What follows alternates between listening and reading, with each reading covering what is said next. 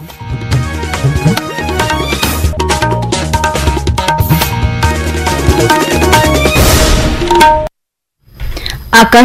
আগরতলা স্থানীয় সংবাদ পড়ছি শর্মিষ্ঠা গোস্বামী।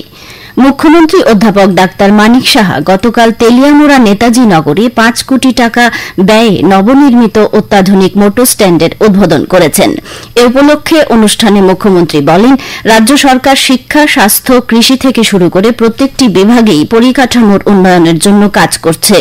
খোয়াই জেলায় কি কি উন্নয়নমূলক কাজ হয়েছে তা তিনি বিস্তারিত উল্লেখ করেন। তিনি বলেন, রাজ্য সরকার প্রচুর সংখ্যক সরকারি চাকরি প্রদান করবে। এতদিন বাদে এখানে একটা মোটর স্ট্যান্ড হলো, মানে ভাবা যায় কোনোদিন? অথচ তেলিয়ামুড়ার উপর দিয়ে আমাদের আসা যাওয়া ছিল, সমস্ত মানুষ এসছে, কেউ এই বিষয়ে কোনো নজর দেয়নি।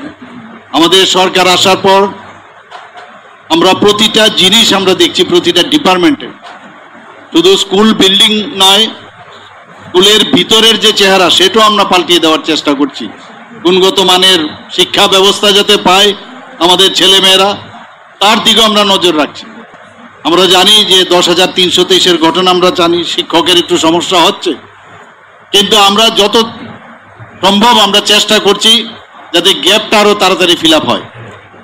এবং ভালো ভালো টিচাররা এখন আসছে, আমাদের টিচার্স রিক্রুটমেন্টের বোর্ডের মাধ্যমে প্রচুর টিচার্স আমাদের রিক্রুটমেন্ট হচ্ছে।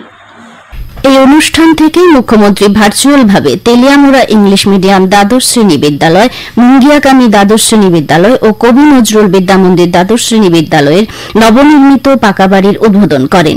উপস্থিত ছিলেন জনজাতি কল্যাণ মন্ত্রী বিকাশ দেববর্মা, পর্যটন মন্ত্রী সুশান্ত চৌধুরী, বিধানসভার মুখ্য সচেতক বিধায়িকা কল্যাণী সাহা রায় ও খোয়াই জেলার জেলা সভাধিনেত্রী অপর্ণা সিনহা রায় প্রমুখ।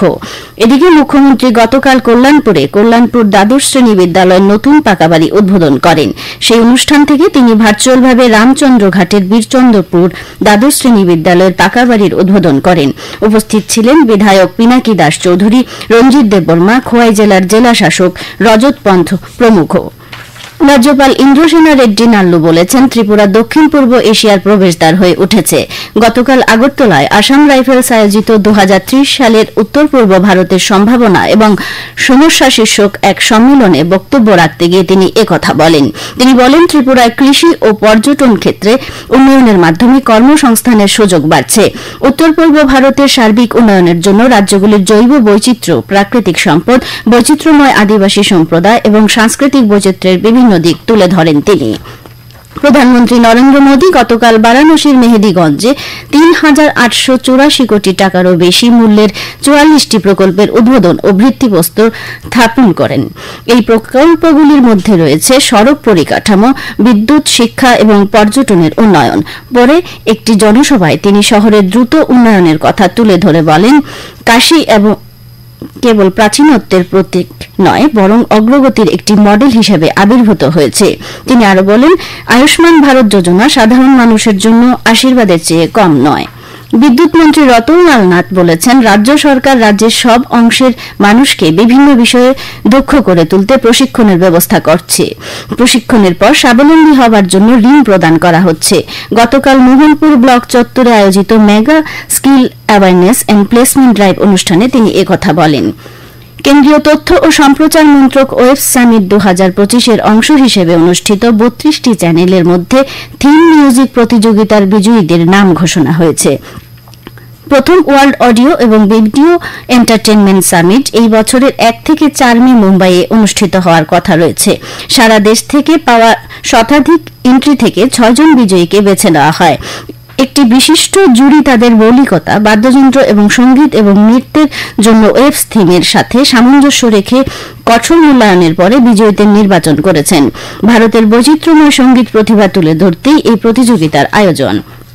বিলোনিয়ার সার্কিট হাউসে গতকাল এক সভার মধ্য দিয়ে দক্ষিণ ত্রিপুরা জেলা পরিষদের ২০২৪-২৫ অর্থ বছরের কার্যক্রমের খতিয়ান ও ২০২৫-২৬ অর্থ বছরের কর্মপরিকল্পনা নিয়ে একটি পুস্তিকা প্রকাশিত হয়। দক্ষিণ জেলা পরিষদের সভাধিপতি দীপক দত্ত পুস্তকটি প্রকাশ করেন।